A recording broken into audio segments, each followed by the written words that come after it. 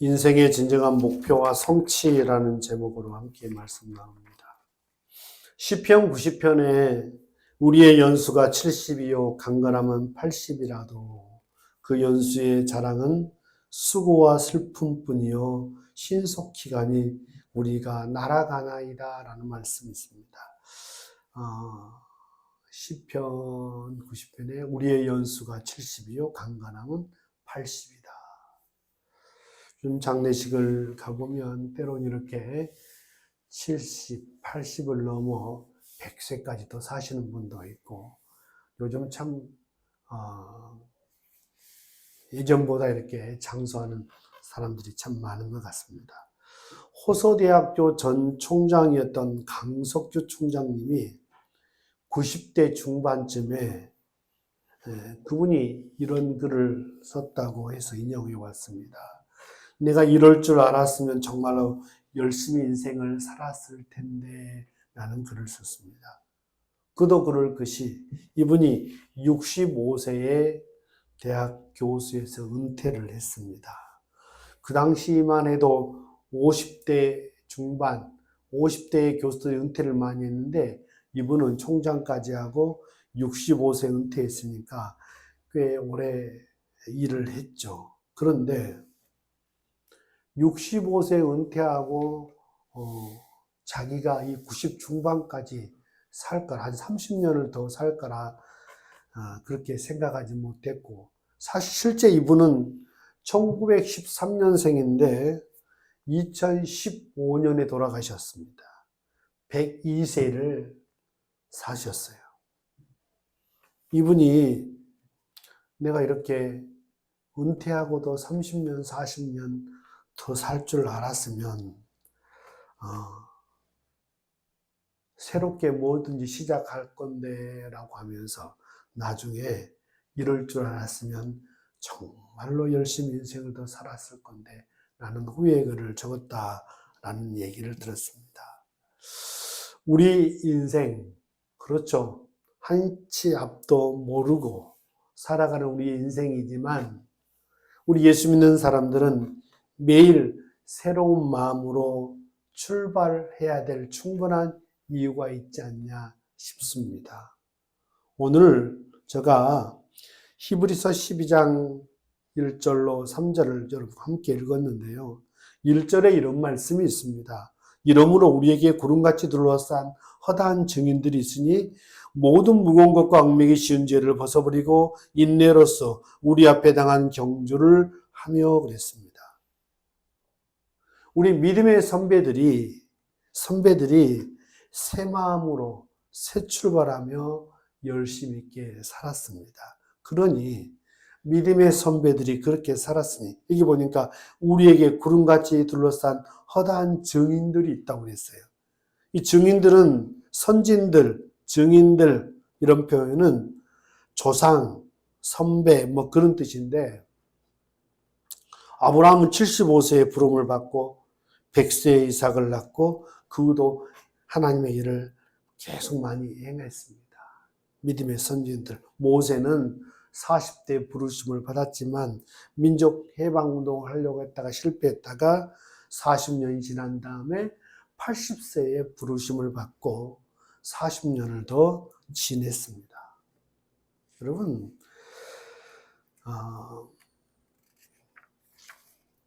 사실 일리가 있는 얘기에서 제가 인용을 하나 해왔는데 되게 집안의 그런 어떤 내력은 이 자식들에게 많이 영향을 준다 뭐 그런 얘기가 있습니다. 목회자의 집안에서 목회자들이 많이 나오고 정치가의 집안에서 정치가가 많이 나오고 또 의사의 집안에서 의사가 많이 나온답니다.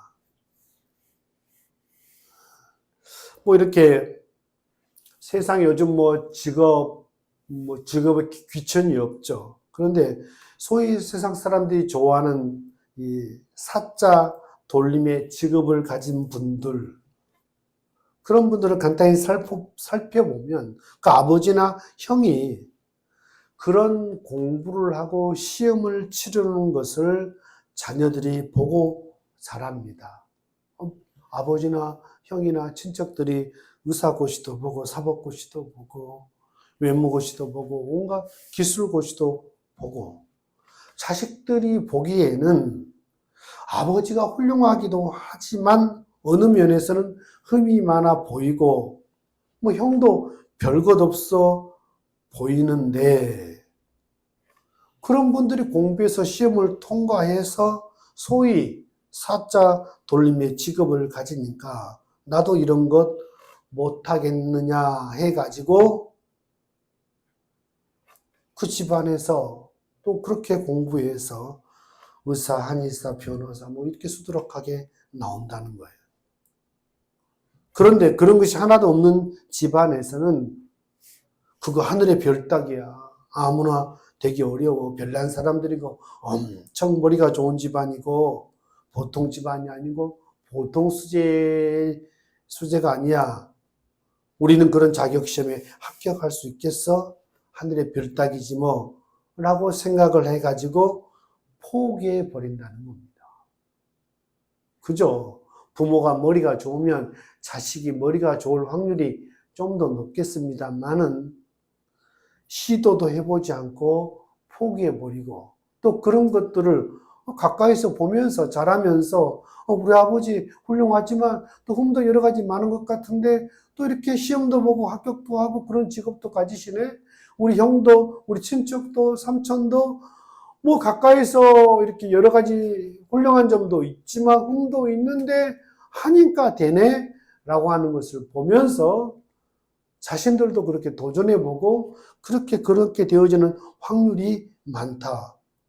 그런 얘기를 어떤 분이 강의 중에 하는 얘기를 제가 듣고 인용해 왔는데 그도 그럴 수 있겠다. 그래서 우리 집안에 박사가 나오면 앞으로 후대에 계속 박사도 좀 많이 나올 거라고 그렇게 믿습니다.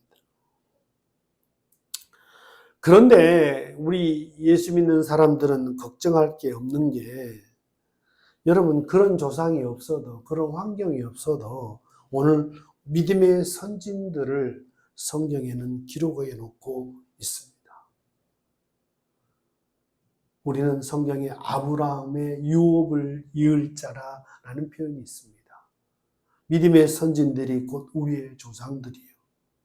그래서 뭔가 말씀을 듣는 분들 가운데 괜히 어떤 뭐 그런 분은 없겠습니다만 가문에 대한 콤플렉스가 조금이라도 있는 분들은 성경을 좀 많이 읽으면서 히브리서 11장 정도를 많이 읽으면서 우리의 믿음의 선진들을 보면서 정말 이분들의 어떤 믿음의 발자취를 보면서 나도 할 수 있다. 그런 마음들이 자꾸 저는 올라오는 게 중요하다고 생각합니다. 정말 믿음의 선진들을 보면은 보통 뭐 머리가 좋고 제사장 집안이고 학자 집안이고 왕족이고 뭐 그런 사람만 있는 게 아니고 농부 출신도 있고 어부 출신도 있고 정말 사회적으로 그렇게 존경받지 못한 그런 이방 여인도 있고 기생 출신도 있고 정말 믿음의 선지들 가운데 정말 여러 종류 분들이 정말 많아요.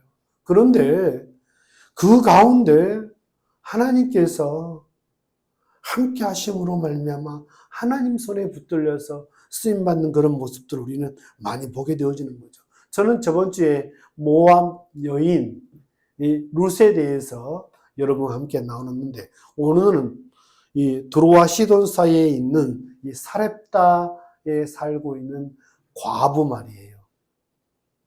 엘리야가 찾아와서 3년 반 동안 비가 오지 않는 그 지역 가운데 가뭄이어서 더 이상 먹을 것이 없고 양식도 다 떨어졌고 밀가루도 떨어지고 기름도 떨어지고 그런 판에 이 엘리야가 이 사렙다 과부에게 찾아와가지고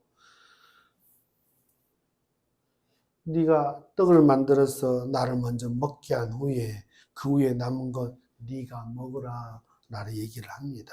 그 다음에 믿음의 도전을 주는데 그리하면 이 가뭄이 끝날 때까지 가루통에 가루가 떨어지지 아니하고 기름병에 기름이 끊어지지 아니할 것이다 라고 믿음의 도전을 줍니다. 그가 어떤 상황이든 어떤 출신이든 그가 누구든지 간에 그에게 믿음의 도전을 줬을 때 이 믿음의 선배들은 그 믿음의 도전을 아멘하고 자기 것으로 받아들이죠. 받아들여서 그 믿음의 받아들임으로, 그 결단으로 받아들임으로 말미암아 그 약속을 자기 것으로 받아지고 경험하고 살 뿐만 아니라 오늘 우리가 있는 성경에도 기록되어져서 우리들에게 귀한 도전을 주고 있는 것을 우리는 봅니다.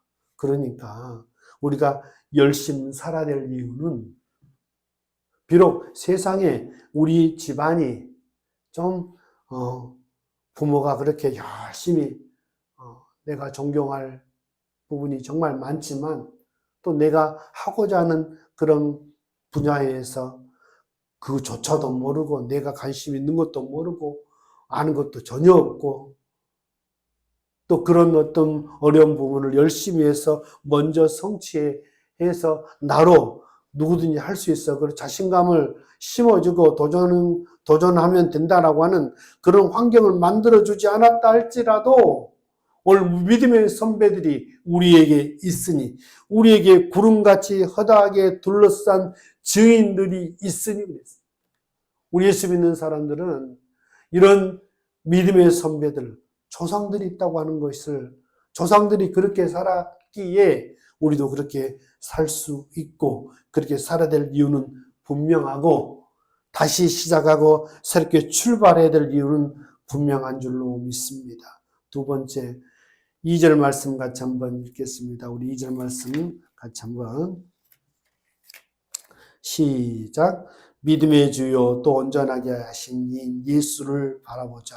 그는 그 앞에 있는 기쁨을 위하여 십자가를 참으사 부끄러움을 개의치 아니하시더니 하나님 보좌 우편에 앉으셨느니라.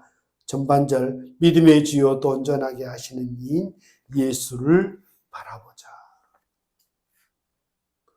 우리 조상들의 어떤 믿음의 발자취를 바라보고 두 번째 누구를 바라보자?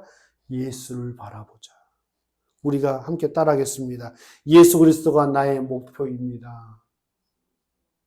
예수 그리스도가 나의 목표입니다. 예수님의 목표를 향하여 우리는 전진해 나가는 것이죠. 여러분, 정치인들이 여러 공약을 내고 요즘 지방선거를 앞두고 브랜카드도 많이 붙고 그렇대요만은 KTX가 그보다 더 빠른 것도 지금 생각을 한다. 그래서 이제 서울까지 2시간이면 돌파하는 그런 KTX보다 더 좋은 이렇게 그걸 지금 얘기를 하고 있다고 그래요. 그런데 기차가 달리는 속도가 정말 중요합니다. 그러나 더 중요한 것은 뭐겠습니까? 내가 서울을 갈지 부산을 가야 될지 정말 방향이 정말 더 중요하다 해도 틀리지는 않을 거예요.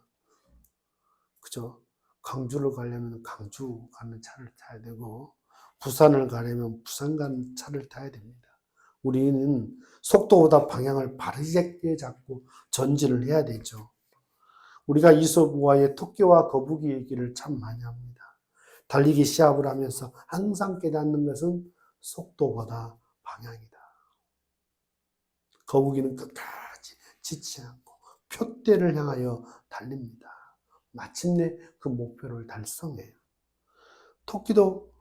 토끼는 엄청난 속도, 거북이에 비하면 엄청난 속도, 결국에는 그 경기에서 실패하고 맙니다. 그에게는 경쟁자, 거북이가 그의 삶의 목표였던 것 같습니다. 골인점을 바라보기보다 남과 비교하면서 거북이하고 비교하다 보니까 그는 실패를 하더라도 말이에요. 우리 인생 가운데 예수 그리스도를 바라보고 오늘 그 예수 그리스도를 바라보고 우리의 사역과 우리의 삶 가운데 그분의 은혜, 그분이 바라보실 상급, 그분의 앞에 섰을 때 그분이 나를 안아주시고 착하고 충성된 종이라고 인정해 주실 그분 앞에서의 그 모습을 기대하며 우리는 달리는 거라고 믿습니다.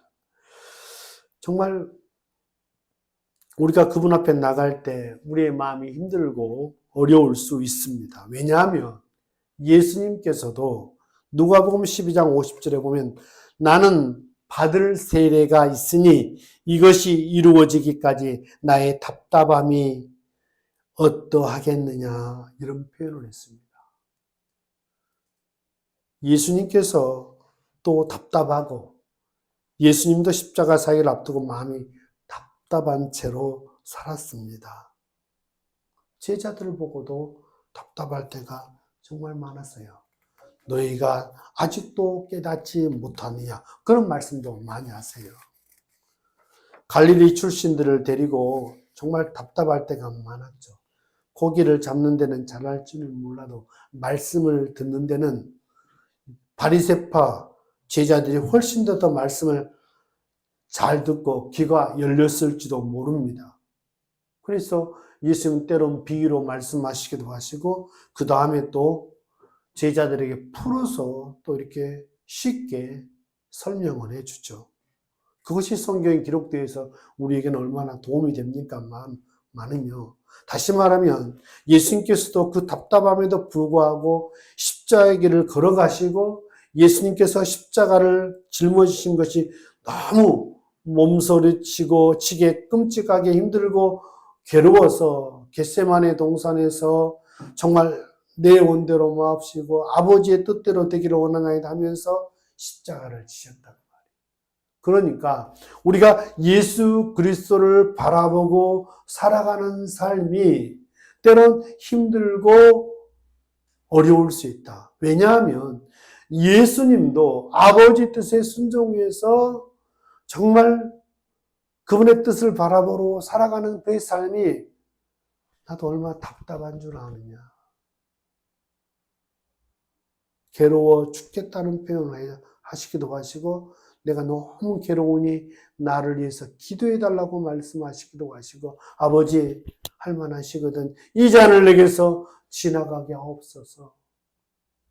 겟세마네 동산에서 머리에서 떨어지는 땀방울이 핏방울이 되기까지 간절하게 기도하시는 예수님. 여러분 그런 모습 속에서 우리가 예수 그리스도를 목표로 삼고 주의 종이, 주의 일꾼이, 하나님 나라 일꾼이 되어졌습니다. 우리의 삶 가운데 때론 무기력해지기도 하고 답답한 일이 있을지라도 끝까지 하나님께서 우리에게 허락하신 일을 잘 감당하게 될 때 하나님께서 우리가 하나님의 일꾼인데 하나님이 어련히 우리 앞에 은혜도 베푸시고 우리를 긍휼히 여기시고 우리를 정말 우리의 모든 형편을 다 아시고 하나님께서 우리를 돌보시지 않겠느냐 이 말이죠. 그렇기 때문에 우리가 정말 하나님 앞에 섰을 때 착하고 충성된 종이라 라고 하는 주님 앞으로부터 칭찬이 반드시 있을 줄 믿습니다. 그러면서 내가 과연 예수 그리스도를 바라보고 사역을 하고 있는가? 내가 과연 예수 그리스도의 목표를 향하여 지금 전진해 가고 있는가? 자꾸 그 목표를 바라보지 못하고 딴 것 바라보면서 뒤로 물러가 측면에 빠지는 그런 모습 속에서 살고 있지는 않는가? 거북이처럼 느리고 답답하고 힘들지라도 우리에게는 반드시 목표가 있기에 희망이 있고 하나님으로부터 칭찬과 상급이 있을 것이라고 하는 믿음을 가지고 또 예수님 붙들고 살아가는 저와 여러분 됐으면 좋겠습니다. 세 번째로 그러므로 우리는 끝까지 목표를 향하여 전진해 가야 됩니다. 2절 말씀 하반절에 그는 그 앞에 있는 기쁨을 위하여 십자가를 참으사 부끄러움을 개의치 아니하시더니 하나님 보좌 우편에 앉으셨느니라. 예수님은 하나님이십니다. 그런데 그는 그 앞에 있는 기쁨을 위하여 십자가를 참으사 부끄러움을 개의치 아니하시더니 하나님 보좌 우편에 앉으셨다고 했어요. 왜 이렇게 하셨을까? 왜 이런 모습을 우리에게 보여주셨을까? 우리의 믿음의 대상이신, 우리 신앙의 목표이신 예수 그리스도께서 왜 이런 삶을 사셨을까? 믿음으로 살아가는 우리들에게 너희들도 정말 하나님 보좌 우편에 앉는 것 같은 주님으로부터 칭찬과 상급을 받는 그 자리에 있기까지는 그 기쁨을 위하여 십자가를 내가 참는 것처럼, 내가 부끄러움을 개의치 아니한 것처럼 너희 삶 가운데 그런 일이 있을 것이다. 그러면서 먼저 우리에게 낙심하지 말고 좌절하지 말고 연약할지라도 그 길을 잘 감당해내기를 주님께서 먼저 샘플로 보여주셨다. 저는 그렇게 믿습니다. 우리가 연약하기 때문에 때는 우리 앞에 당한 어려움과 질병과 삶의 고난을 우리는 부정적으로만 생각할 것이 아니라 잠언 3장 11절 12절 보니까 내 아들아 하나님의 징계하심을 경히 여기지 말라. 그 꾸지람을 싫어하지 말라. 대저 여호와께서 그 사랑하는 자를 징계하시기를 마치 아비가 그 기뻐하는 아들을 징계함같이 하시리라. 우리에게 이해하지 못할 고난이 다가온다 할지라도 그것이 마치 아버지가 그 자식을, 사랑하는 자식을 그렇게 대하는 것처럼 이건 하나님의 사랑의 표현이라고 알고, 하나님이 나를 사랑하죠. 그래서 끝까지 견디고 낙심하지 않으면 반드시 하나님이 은혜가 있을 것이다. 그 한 가지 한 가지 이유에 대해서 우리는 다 잘 모를 수 있어요. 내가 왜 이런 어려움이 있는지, 왜 이런 아픔이 있는지. 하나님께서 다 가르쳐 주지 않을 때가 있고. 그러나 우리는 그걸 견뎌야 될 시간 속에 놓일 수가 있습니다. 그 속에서, 넓은 의미 속에서 이것은 하나님의 사랑의 표현이다. 나를 그냥 내버려 두지 아니하시고 내 삶 가운데 간섭하시고 나로 깨닫게 하시고 나로 더 깊어지게 하시고 넓어지게 하시고 또 하나님만 의지하도록 하기 위한 하나님의 배려다라고 알고 믿고 낙심하지 않고 그분을 따라가는 것이 정말 그것이 지혜다. 저는 그렇게 생각을 해봅니다. 히브리인 속담에 하나님께서는 부서진 것을 사용하신다라는 말이 있답니다. 여러분, 곡식도 잘게 부서져야 빵도 만들고 그렇지 않습니까? 제가 그 크로와상 그 빵이 있는데 그 빵은 수도 없이 계속 밀가루를 치대서 여러 번 그 입히고 계속해야 하기 때문에 나중에 그것이 그냥 단순하게 하나로 만들지 않고 많이 치대고 또 입히고 계속 여러 겹 입혀서 그것을 부풀게 하니까 가볍고 또 맛있고 그렇다고 그러네요. 부서지니까 여러 번 번거롭게 겹치고 쌓다 보니까 사람들에게 인기 있는 빵도 되는 것처럼 여러분, 하나님의 정하신 기한이 우리는 알 수 없지만 저는 있다고 생각합니다. 왜냐하면 예수님이 십자가에 달리시고 사흘 만에 부활하셨습니다. 그런데 예수님이 십자가 지시기 전날 가룟 유다는 그걸 참다 못해서 예수님을 은30에 팔아버립니다.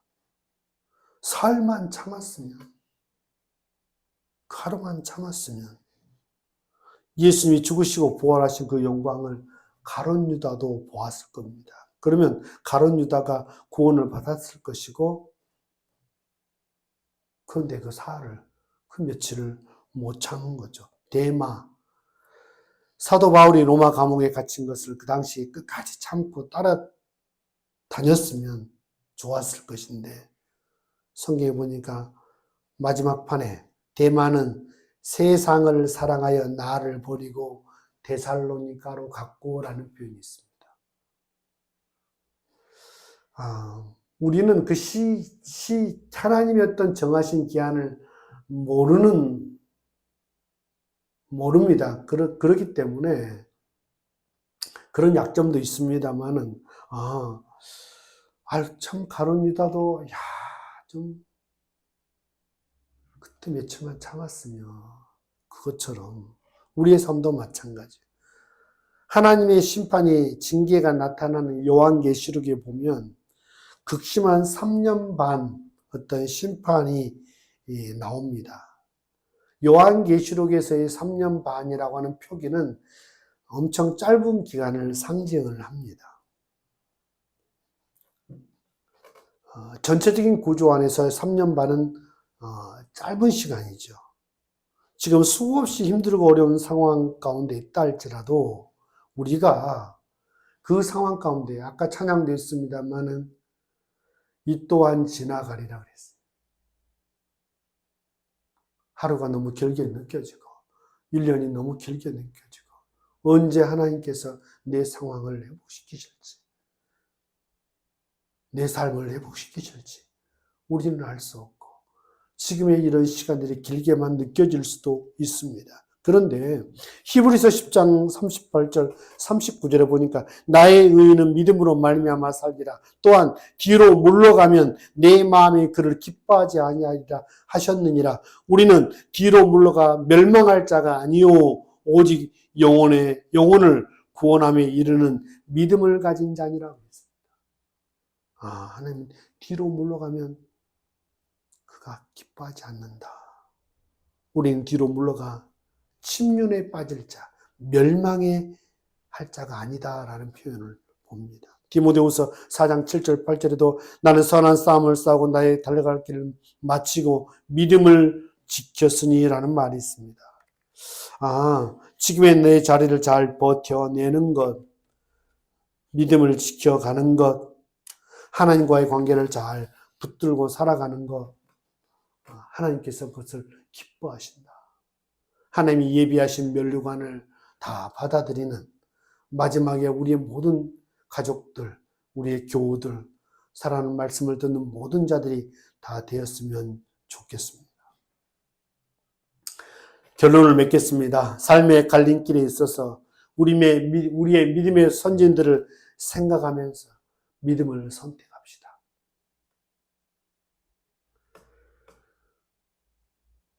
더 나아가서 우리의 삶의 목표는, 우리 인생의 신앙의 목표는 예수 그리스도십니다. 예수 그리스도를 바라보십시다. 사람 바라보지 말고, 환경 바라보지 말고, 남과 비교하지 말고, 예수님 바라보고, 예수님은 신앙의 대상으로만 바라보지 말고, 그분이 살아가는 삶의 자체에서 그는 그 앞에 있는 영광을 위하여 십자가를 참으사 부끄러움을 개의치 아니하시더니 그 예수도 바라보셔야 돼요. 그렇구나. 예수님 잘 참으셨구나. 그 얼굴 화끈거리고 그 답답하고 힘든 그 상황도 잘 참으셨구나. 그 예수를 바라보고 말이에요. 더 나가서 어떤 역경과 힘든 가운데도 불구하고 낙심하지 않고 담대히 전진해 나가 하나님의 의의 면류관을 다 받는 저와 여러분이 되었으면 좋겠습니다. 기도하겠습니다. 은혜로우신 하나님 아버지 감사합니다. 오늘 신앙의 진정한 목표와 성취에 대해서 나눴습니다.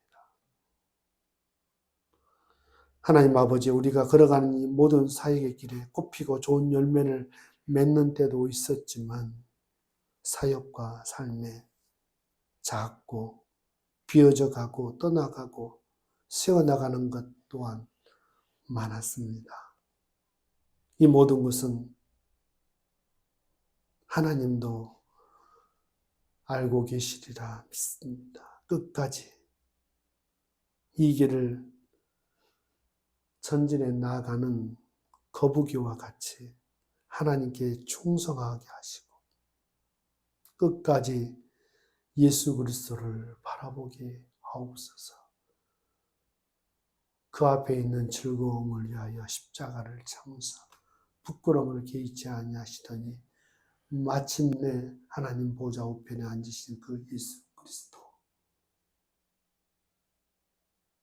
답답해도 그 끔찍한 십자가를 지시기 전 겟세마네 동산에서 기도하시면서 할 만하시거든 이 잔을 내게 지나가게 하옵소서. 그러나 나의 원대로 마옵시고 아버지의 뜻대로 되기를 원합니다 라고 하면서 묵묵히 십자가를 지시던 그 예수 그리스도를 바라보게 하옵소서. 이제 뒤로 물러가 멸망할 자가 아니고 주님을 실망시켜드리는 자가 아니라 정말 믿음의 전진들을 잘 감당해내는 저와 우리 권속들 되었으면 좋겠습니다. 하나님, 오직 주님만을 의지하고 나아갈 수 있도록 힘을 더하여 주옵소서. 하나님의 크신 은혜와 평강 그리고 위로와 감사가 삶 가운데 넘치게 주옵소서. 하나님 나라를 위해서 요긴하게 쓰임받는 저와 우리 권속들, 가족들 다 될 수 있도록 은혜 베풀어 주옵소서. 이제는 우리 구주 예수 그리스도의 은혜와 하나님 아버지의 만극하신 사랑하심과 성령님의 감동, 감화, 내주 충만하심이 어렵고 힘든 상황 가운데 다시 출발해야 되고 다시 시작해야 될 이유, 우리의 믿음의 선진들이 그렇게 살았고 나의 신앙의 목표 되신 예수 그리스도를 바라보고 더 나가서 주님이 주시는 의의 면류관을 바라보며 살아가야 될 분명한 목표를 알고 이제 그렇게 살아가리라 마음에 결심하고 돌아가는 살아가는 권속들 머리 위에 그들의 가정 위에 몸된 교회 위에 이제로부터 영원토록 함께 있을지어다. 아멘.